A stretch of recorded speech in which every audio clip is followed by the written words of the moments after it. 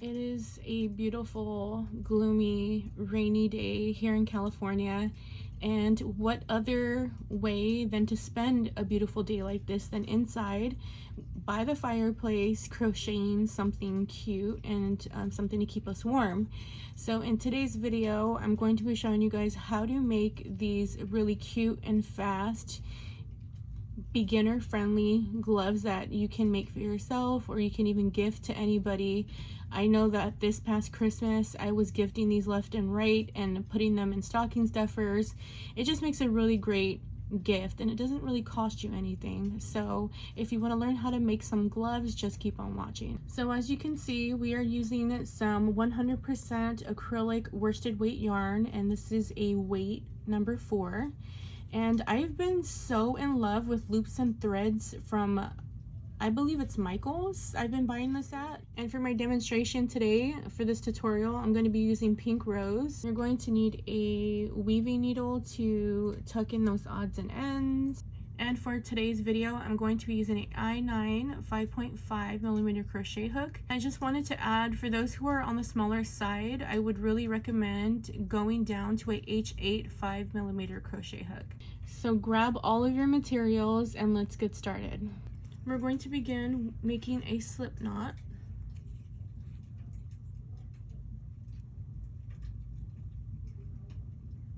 Now that we have our slip knot, we are going to chain 7. There's 1, 2, 3, 4, 5, 6, and 7. We want to put 1 single crochet into the second chain from the hook, which is right there, because this doesn't count as anything. So we count 1 and 2. I like to turn my work and work in these back humps right here, and I feel like it leaves a cleaner slate. So that's why I like to work into those back loops. So we have 1, 2, 3, 4, 5, and 6 single crochets there. Okay, and this is what our work looks like. Now, usually people like to chain 1 and turn their work, but I don't do that. And I'm gonna work directly into the back loop of the very first stitch, which is right here.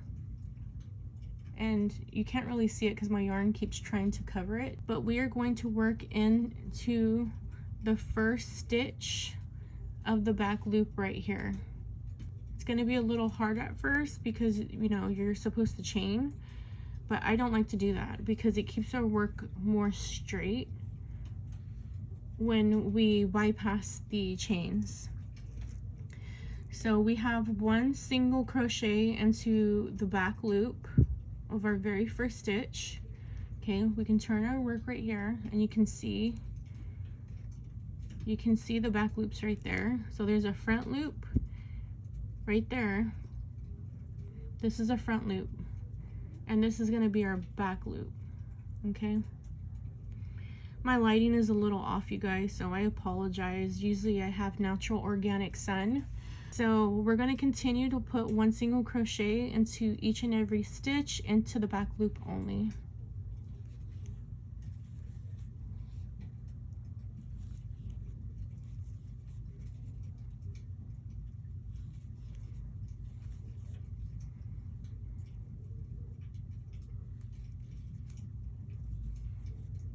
We're going to continue what we did for row 2 all the way until we get to the end of row 20.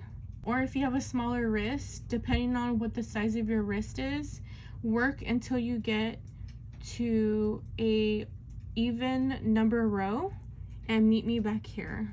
So I am on row 3, and I will meet you here back when I get to the end of row 20. We've come to the end of row 20, and I just wanted to show you guys the length of my cuff, which measures about 6.5 inches long. If your wrist is smaller, go ahead and decrease some rows. If your wrist is bigger, go ahead and add some rows. So we want to end wrong side facing. Okay, this is row 20. How do we know our work is wrong side facing? Well, our string will be to the right side facing here. And what we're going to do is slip stitch to join to the first stitch right there and close up our work. And I'm going to slip stitch to join to the back loops only to close up my work. So I'm going back into the very first stitch right there, and I'm going to slip stitch. That's slip stitch number 1, 2, 3, 4, 5, and here is slip stitch number 6. We had 6 stitches, so our work is matched up evenly. Okay, and that's what our work looks like now. We have a round cuff, and now we're going to chain up 1, and we're going to place 1 single crochet all the way around, and we're going to be adding a stitch when we get towards the end. We want a total of 21 stitches, so it's 1 stitch per row and then add 1 at the end. So I'm going to go directly straight into here and put my very first stitch, and you want to work as evenly as you can into every single crochet for every row because you don't want those gaps. There's 2,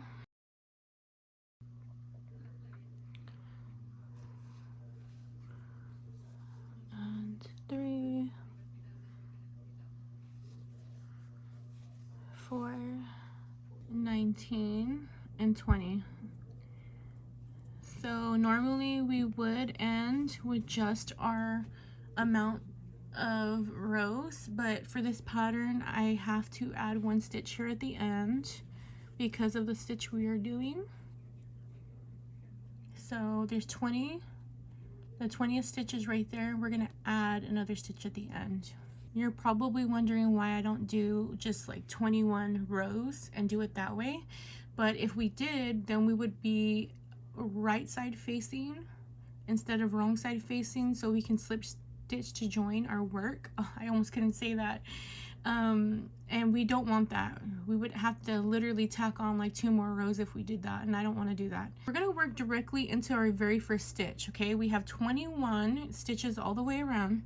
Once you have your 21 stitches, you're going to go directly into that very first stitch, and you can use a stitch marker, but I have found I don't even need a stitch marker because this pattern is so easy to remember. You know, you just follow this guideline right here. We're gonna go in with a single crochet, a chain 2, and then put another single crochet into that same stitch, and that is going to be our very first scallop stitch. It's not really a scallop, but I don't even know what to call this stitch. You want to skip the next stitch and then go into the stitch after that and go in with a single crochet and a chain 2 and a single crochet into that same stitch. So again, skip a stitch into the next stitch, single crochet, chain 2, and put another single crochet. Skip a stitch.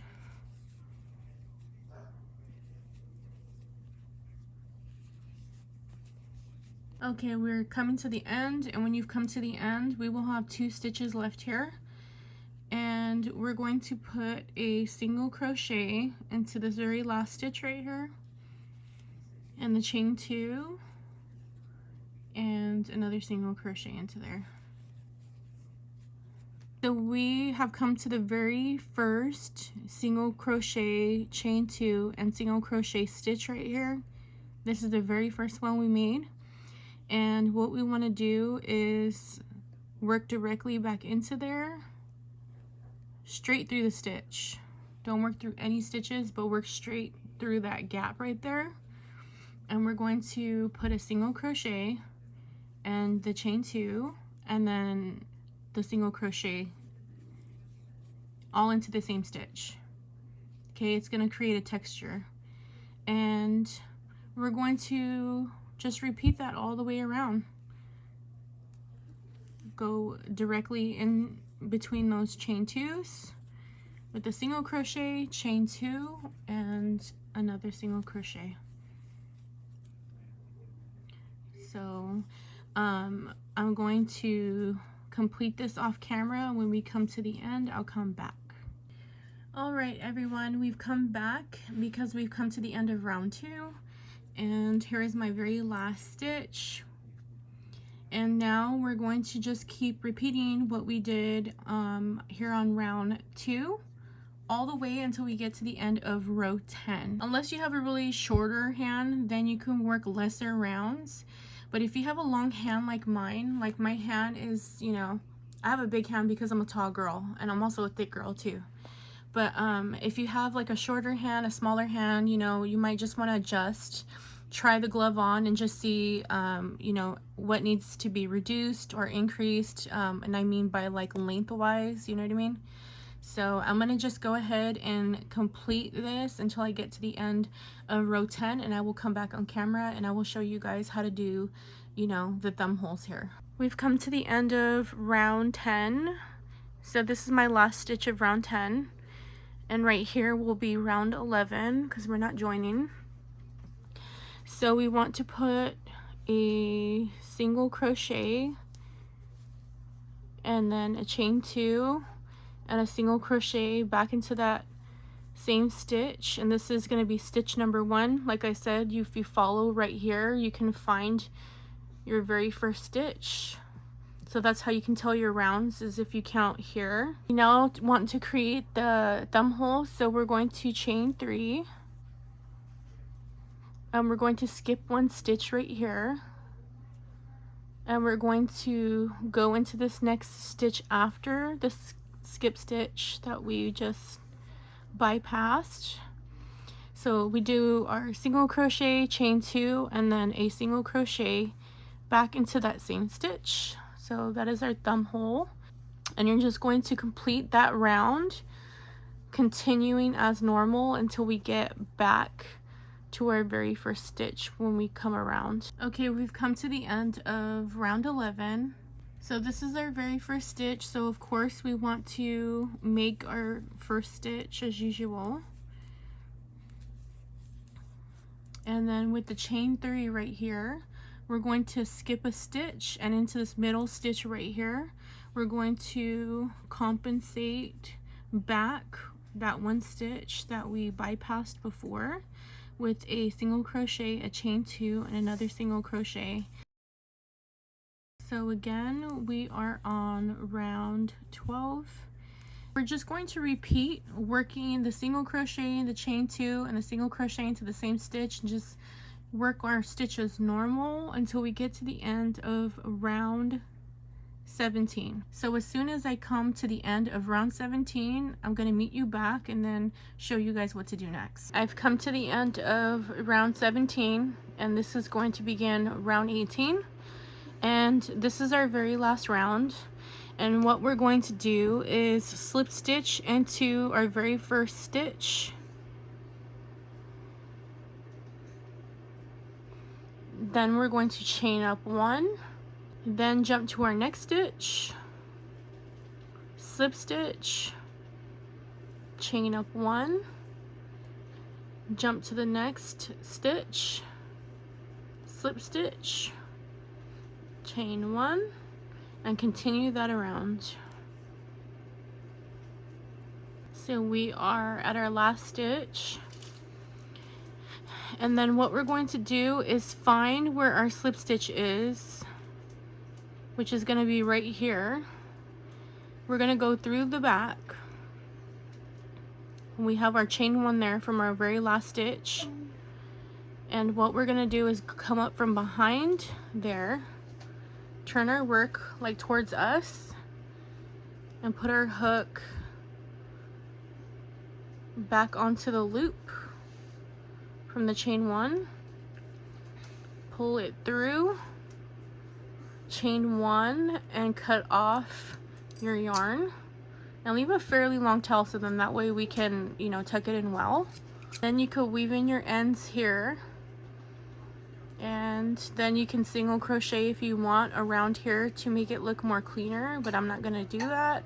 So I'm going to make the other glove, and then I'm going to show you what they look like when you put them on. And there is our finished product. This is how our gloves came out. I love the texture feel of these gloves. They're really warm too. In fact, when I was out and about, I was really cold and I wore these, and I eventually had to take them off because they got too warm. So if you're making this for somebody, you know, who tends to get cold a lot, they're going to be very warm. Or if you yourself are like me and get very cold, you're going to find a lot of comfort and warmth in these gloves. You guys don't know how many pairs of gloves that I've made all winter. I think I've made like every color you can think of in these gloves. I hope you guys enjoy this video. Thank you for watching my video. I love you all, and I will see you guys in the next video. Bye, you guys.